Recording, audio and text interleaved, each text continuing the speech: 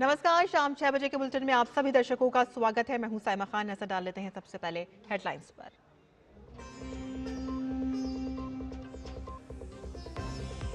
Cabinet ने दी Delhi metro के phase 5A project को मंजूरी। बनेंगे 13 नए स्टेशन, खर्च होंगे 12,015 करोड़ रुपए। अश्वनी वैष्णव ने कहा कि 2014 में 5 शहरों में ही थी मेट्रो और अब 26 शहरों में है मेट्रो। भाजपा ने ममता बनर्जी पर साधा निशाना। कहा कि टीएमसी ने भगवा झंडा देखकर चलाई लाठी। तुष्टीकरण की राजनीति कर रही है ममता सरकार। कहा कि बांग्लादेश में हिंदुओं की हत्या पर मौन है ममता, राहुल और अखिलेश। हरियाणा के दौरे पर सहकारी सम्मेलन में केंद्रीय गृह मंत्री अमित शाह ने कहा कि पीएम मोदी के शासनकाल में कृषि बजट बढ़ा 5 गुना से ज्यादा। 2014 में देश का कृषि बजट 22,000 करोड़ रुपए था, जिसे बढ़ाकर 1,27,000 करोड़ करने का काम भाजपा सरकार ने किया।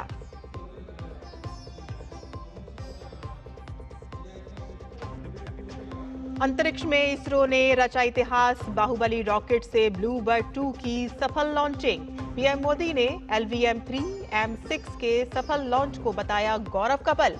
इसरो को दी बधाई।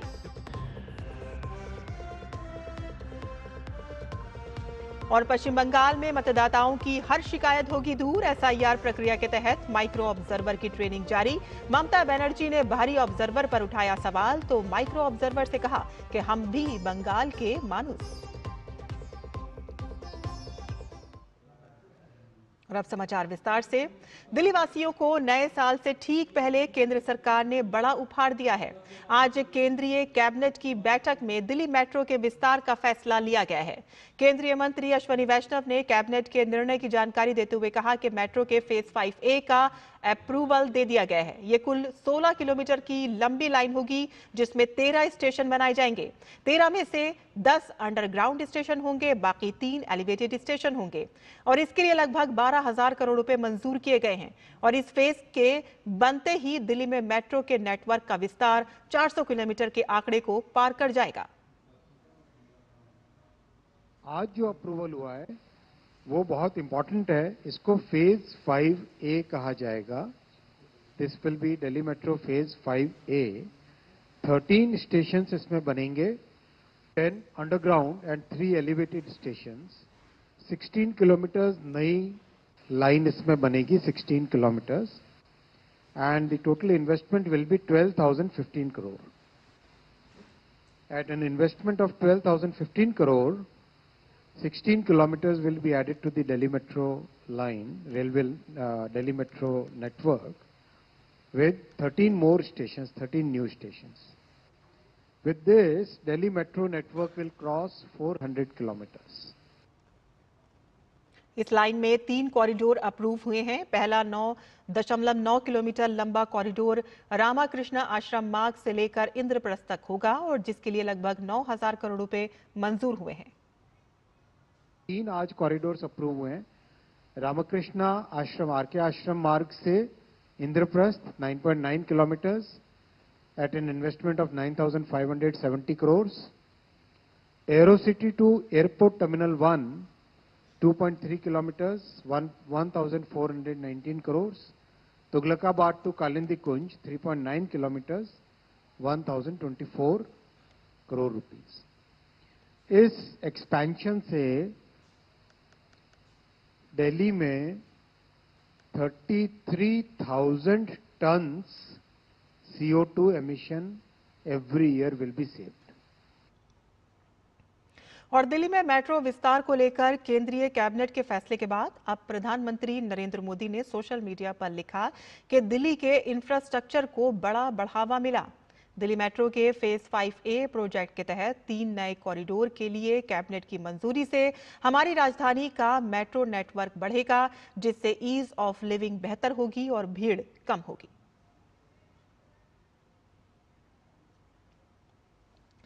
केंद्रीय गृह मंत्री अमित शाह हरियाणा के पंचकुला में सतत कृषि में सहकारिता की भूमिका पर आयोजित सहकारी सम्मेलन में शामिल हुए, और इस मौके पर उन्होंने कहा कि हरियाणा के किसान जवान ने तिरंगा को गौरव से उठाया। और पहले अमेरिका से लाल गेहूं मंगवाना पड़ता था, लेकिन ये हरियाणा पंजाब की भूमि है जिसने देश को अनाज के मामले में आत्मनिर्भर बनाया है। मोर्चा कोई भी हो, मैदान कोई भी हो, हरियाणा का किसान, हरियाणा का जवान और हरियाणा का खिलाड़ी, इसने हर मोर्चे पर हमारे तिरंगे को शान से ऊपर उठाने में भारत का सम्मान किया है। आज भी देश के विकास का इतिहास जब कोई अध्ययन करता है तो वो कालखंड को भूल नहीं सकते। उस वक्त तो हमारी आबादी बहुत कम थी, फिर भी वो आबादी को खाने के लिए अमेरिका से लाल गेहूं मंगाने पड़ते थे। ये हरियाणा और पंजाब की ही भूमि है जिसने देश को अनाज के मामले में आत्मनिर्भर कर कर दुनिया में सम्मान दिलाने का काम किया। और भाजपा की प्रेस वार्ता में प्रवक्ता प्रदीप भंडारी ने बांग्लादेश में हिंदू युवक की बेरहमी से हत्या पर चिंता जाहिर की है। उन्होंने कहा कि देश के अलग अलग कोनों से हिंदू समाज ने सड़कों पर लोकतांत्रिक रूप से प्रदर्शन किया, तो वहीं सिर्फ बंगाल के अंदर सहयोग देने के बजाय हिंदुओं और संत प्रदर्शनकारियों पर बंगाल पुलिस ने लाठियां चलाई। बांग्लादेश के अंदर कट्टरपंथियों ने निर्मम हत्या करी, उस हिंदू भाई के पक्ष में देश के अलग अलग कोनों के अंदर हिंदू समाज सड़कों पर लोकतांत्रिक रूप से प्रोटेस्ट करने आया। सिर्फ बंगाल के अंदर ही बंगाल की पुलिस ने, पश्चिम बंगाल की तृणमूल सरकार ने उसको लोकतांत्रिक रूप से प्रोटेस्ट करने में सहयोग देने के बजाय हमारे हिंदू भाई पर लाठी चलाई। भाजपा प्रवक्ता ने विपक्ष पर हमला बोलते हुए कहा कि बांग्लादेश में हिंदू युवक की हत्या हुई है, लेकिन राहुल गांधी, अखिलेश यादव और ममता बनर्जी मौन हैं और उनका मौन रहना उनकी स्वीकृति को दर्शाता है। राहुल गांधी जर्मनी के अंदर मौन है और एक बार भी राहुल गांधी द्वारा इसमें खुलकर एक शब्द नहीं कहा गया। इन सब से यही स्पष्ट होता है कि कहीं ना कहीं विपक्ष के बड़े नेताओं की अपने तुष्टीकरण के वोट की विवशताओं के कारण जो हमारे हिंदू भाई के साथ बांग्लादेश के अंदर निर्मम उसकी हत्या हुई, उसमें उनकी मौन स्वीकृति है। क्योंकि अगर उनकी मौन स्वीकृति नहीं होती तो राहुल गांधी या फिर अखिलेश यादव या ममता बनर्जी इन पे खुलकर बोलते। और यहां बुलेटिन में हम रुकते हैं एक छोटे से ब्रेक के लिए। हम जल्द हाजिर होंगे, आप देखते रहिए डीडी न्यूज।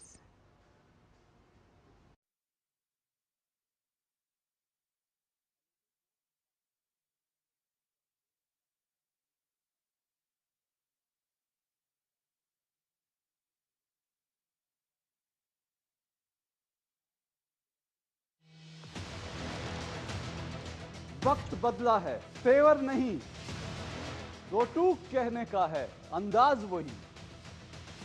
न फेक एजेंडा की बिसात, न झूठ का जाल, सिर्फ तथ्य, तर्क और तीखे सवाल। देखिए मेरे साथ दो टूक, सोमवार से शुक्रवार रात 10 बजे सिर्फ डीडी न्यूज पर। और ब्रेक के बाद आपका फिर से स्वागत है। पश्चिम बंगाल में अगले साल विधानसभा चुनाव होने वाले हैं और उससे पहले एसआईआर प्रक्रिया को लेकर भरपूर राजनीति हो रही है और अब माइक्रो ऑब्जर्वर नियुक्त करने पर भी राजनीति शुरू हो गई है। आज माइक्रो ऑब्जर्वर प्रशिक्षण के पहले चरण का आयोजन हुआ, जिसमें चुनाव आयोग से संबंधित सभी अधिकारी और माइक्रो ऑब्जर्वर शामिल हुए। प्रशिक्षण केंद्र में सभी माइक्रो ऑब्जर्वर को बताया गया कि कैसे एसआईआर में सुनवाई के लिए लोगों को बुलाना है और कैसे उनकी सुनवाई करनी है।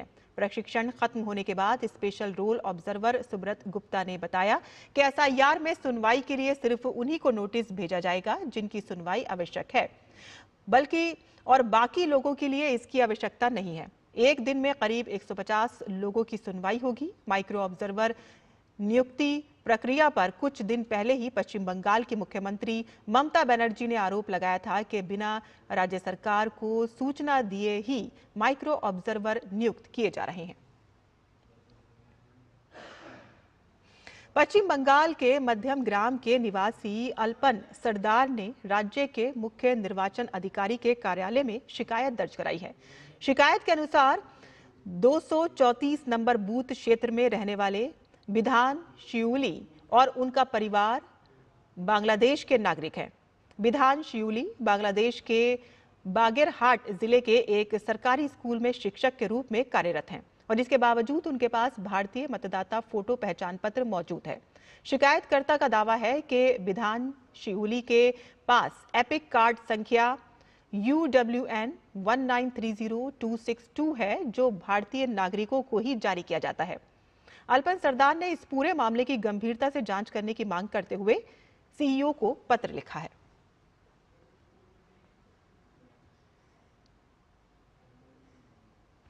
और असम में कांग्रेस ने अल्पसंख्यकों के लिए 48 सीटें आरक्षित करने की मांग की है और इस पर असम कैबिनेट में मंत्री पीयूष हजारिका ने सोशल मीडिया पर पोस्ट कर कांग्रेस पर निशाना साधा है। उन्होंने लिखा कि कांग्रेस ने मांग की है कि 48 सीटें अल्पसंख्यकों के लिए आरक्षित की जाएं। एक बार फिर से असम की एकता और विकास से ज्यादा वोट बैंक की राजनीति को प्राथमिकता दी जा रही है। बांटने वाली राजनीति लोगों का कभी भला नहीं करेगी। सच्ची तरक्की सभी नागरिकों को समान रूप से सशक्त बनाने से आती है, न कि बनावटी बंटवारे पैदा करने से। असम समानता, विकास और सद्भाव के लिए खड़ा है, न कि तुष्टीकरण के लिए। कहने की जरूरत नहीं है कि लोग सब देख रहे हैं और उन्हें मुंह तोड़ जवाब देंगे।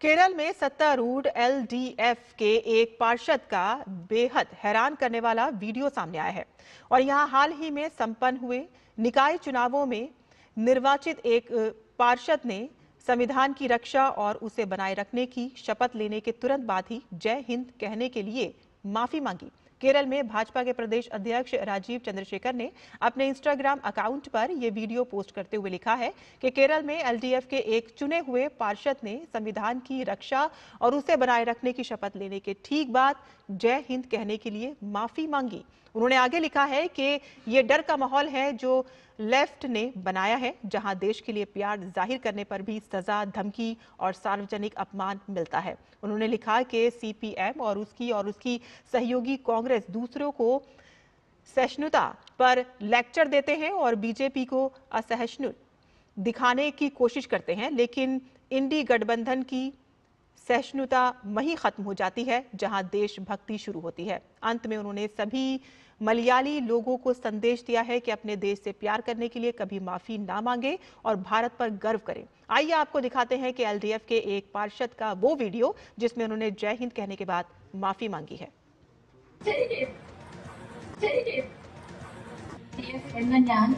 നിയമാനുസരണം നടപ്പിലാക്കിയ ഇന്ത്യൻ ഭരണഘടനയോട് യഥാർത്ഥമായ വിശ്വാസവും കൂറും പുലർത്തുമെന്നും ഭയാശങ്കയോ മമതയോ വാത്സല്യമോ വിദ്വേഷമോ കൂടാതെ ഞാൻ എന്റെ ഔദ്യോഗിക കർത്തവ്യങ്ങൾ യഥാവിധിയും നിസ്സംഗതയോടും എന്റെ പരമാവധി കഴിവും അറിവും വിവേചന ശക്തിയും ഉപയോഗിച്ചുകൊണ്ട് നിർവഹിക്കുമെന്ന് ദൃഢപ്രതിജ്ഞ ചെയ്യുന്നു.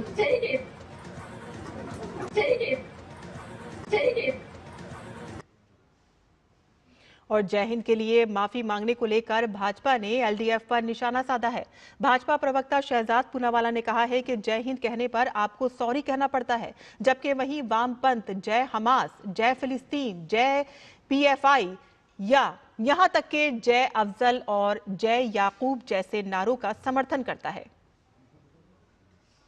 The atmosphere in the left ecosystem that patriotism is penalized. If you are patriotic, you have to be apologetic. You have to say sorry for Jai Hind. And the same left will say Jai Hamas. They will say Jai Palestine. They will say Jai PFI. They will say Jai Afzal. They will say Jai Yaqub. They will say okay if you say Jai for terrorists.